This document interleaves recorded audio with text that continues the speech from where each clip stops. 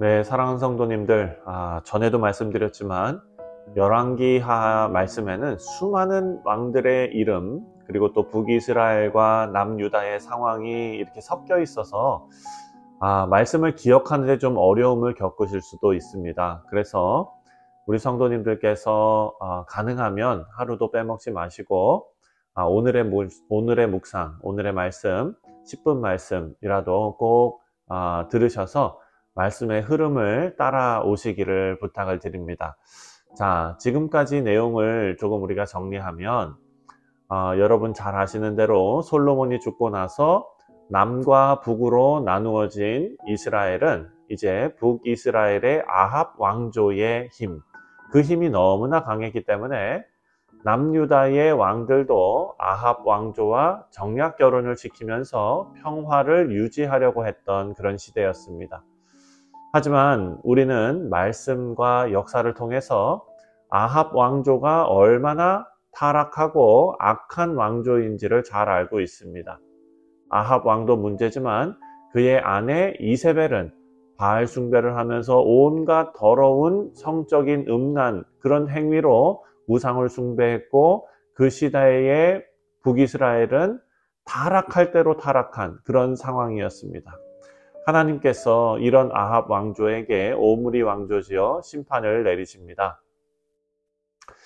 하나님의 이런 계획은 이전부터 준비된 일이었습니다. 하나님께서 엘리야에게 예후를 찾아서 기름 부어 이스라엘의 왕으로 삼으라 라고 명령하셨기 때문입니다. 이제 하나님의 선지자가 예후를 찾아가서 기름을 붓고 그 말씀에서는 예후의 군대 주요 인물들의 지지를 받았죠. 그러면서 아합 왕조를 무너뜨릴 준비를 하게 됩니다. 예후는 아합 왕을 모셨던 그 군대 장관이죠. 이때 북이스라엘에는 아합의 아들 여호람, 요람이라고도 부르는데 이 왕이 다스리고 있었고, 남유다에는 아하시야 왕이 통치하고 있었습니다. 하지만 앞에서도 설명했지만 남유다도 아합 왕조와 평화롭게 지내기 위해서 정략 결혼을 했는데, 아하시야의 어머니가 바로 그 악명 높은 이세벨의 딸입니다. 아달랴입니다. 아합 왕조의 힘은 북이스라엘을 넘어서 남유다까지 미치게 된 것입니다. 결론부터 말씀드리면 하나님의 명령을 받은 예후는 이스라엘로 가서 북이스라엘의 왕 여호람을 죽이고, 여호람 왕과 함께 있던 남유다의 아하시야도 함께 죽여서 북이스라엘과 남유다의 아합 왕조를 모두 끝내버립니다. 우리가 10장에 가서 묵상하겠지만 예후는 남유다의 아하시야의 형제들이 있었는데 그 형제들도 모조리 찾아서 42명을 다 죽입니다. 아합의 가문과 혼인했던 남유다의 왕과 그 형제들을 모두 없앤 것입니다. 오늘 본문이 바로 하나님께서 예고하신 아합 왕조의 심판이 현실이 되는 내용입니다. 예후의 손에 죽게 된 북이스라엘의 왕 요람, 여호람이라고도 부르지요. 이 왕은 지금 전쟁 중입니다. 아람의 왕과 싸우다가 부상을 입었습니다. 그래서 이스라엘에서 치료를 받고 있는데 17절 말씀을 보면은요, 자신의 신하 예후가 군사들과 함께 그 왕이 있는 이스라엘로 온다는 소식을 듣고 예후에게 사람을 보냅니다. 그리고 평안한지 물어봅니다. 17절에 이스라엘 망대에 파수꾼 하나가 서 있더니 예후의 무리가 오는 것을 보고 이르되 내가 한 무리를 보나이다 하니, 요람이 이르되 한 사람을 말에 태워 보내어 맞이하여 평안하냐 묻게 하라 하는지라. 자, 지금 여호람 왕, 요람 왕은 전쟁 중에 부상을 당했지만 자신의 신하 예후가 승전보를 가지고 오는지, 좋은 소식을 가지고 오는지, 자신을 평안하게 해줄 소식을 가지고 오는지 고대하고 있었던 것입니다. 우리 사랑하는 성도님들, 우리는 모두 평안을 바라지요. 하나님의 자녀들이 우리도 평안을 구하지만 이 세상의 법칙 아래 살아가고 있는 악인들도 불법을 저질러서라도 자기의 평안과 안녕을 누리려고 합니다. 하지만 우리는 분명히 알아야 합니다. 평안은 우리가 만들어가는 것이 아니라 하나님의 말씀에 순종할 때 우리에게 베풀어지는 은혜라는 사실입니다. 이 요람 왕은 평안을 만들려고 권력을 키우기 위해서 세력을 확장하기 위해 또 자신을 공격하는 아람을 막아내기 위해 애를 쓰지요. 하지만 자신이 스스로 평안을 만들어낼 수는 없습니다. 여러분, 파수꾼의 경성함이 허사이다 라고 말씀하지 않습니까? 하나님의 말씀에 순종해서 하나님께서 은혜로 평안을 주셔야 진정한 평안을 누리게 되는 것임을 성경이 우리에게 알려줍니다. 자, 우리 모두가 인간의 노력으로 얻어낸 가짜 평안이 아니라 하나님 앞에 순종함으로 누리게 되는 진정한 평안을 소유하시는 우리 복된 성도님들 되시기를 주님의 이름으로 축원드립니다.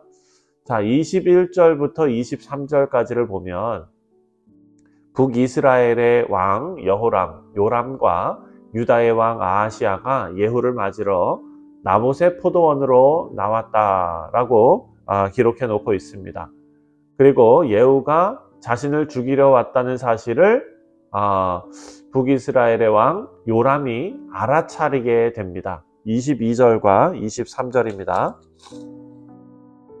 요람이 예후를 보고 이르되 예후야 평안하냐 하니 대답하되 내 어머니 이세벨의 음행과 술수가 이렇게 많으니 어찌 평안이 있으랴 하더라.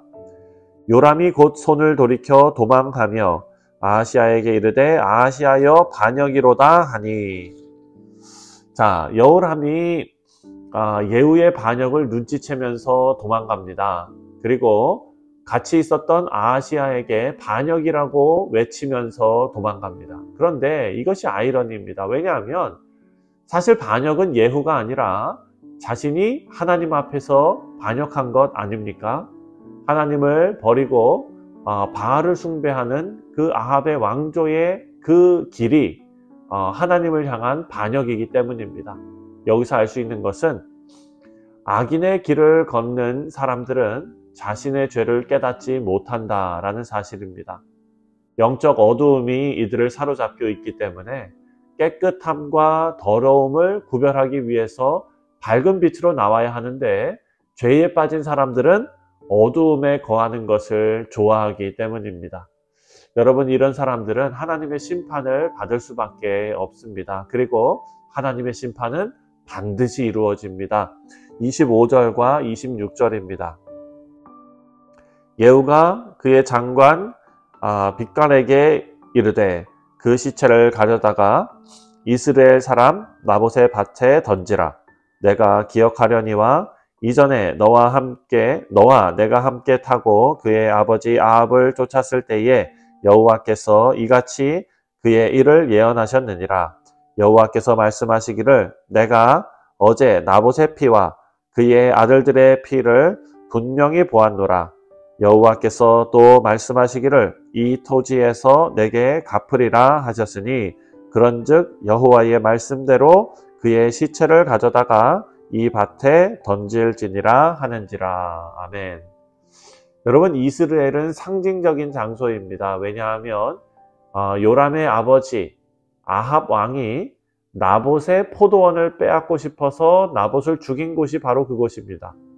이 일이 이미 열왕기상 말씀에 예언이 되어 있습니다. 개들이 이스라엘에서 나봇의 피를 핥은 곳에서 너희의 피도 핥게 될 것이다 라고 예언되어져 있습니다. 그곳에서 아합 왕조가 끝이 났고 하나님의 말씀이 그대로 성취가 됩니다. 자, 우리 사랑하는 성도님들, 하나님의 말씀이 반드시 성취되는 것은 죄인들에게는 두려운 일이지만 주님의 의를 입은 우리 모두에게는 복된 일입니다. 하나님의 약속이 하나님의 자녀들에게 그대로 성취되어서 복된 인생을 살아가게 하시기 때문입니다. 우리 성도님들 바라고 기도하기는 우리 모두가 하나님 말씀 따라 의의 길을 걸으며 의인의 발걸음에 하나님께서 약속하신 모든 복된 일들이 우리 사랑하는 뉴욕 성실장로교회의 모든 성도님들의 삶에 아름답게 드러나기를, 그리고 그 약속들이 성취되는 기쁨을 다 누리시기를 주님의 이름으로 축원드립니다. 기도하겠습니다.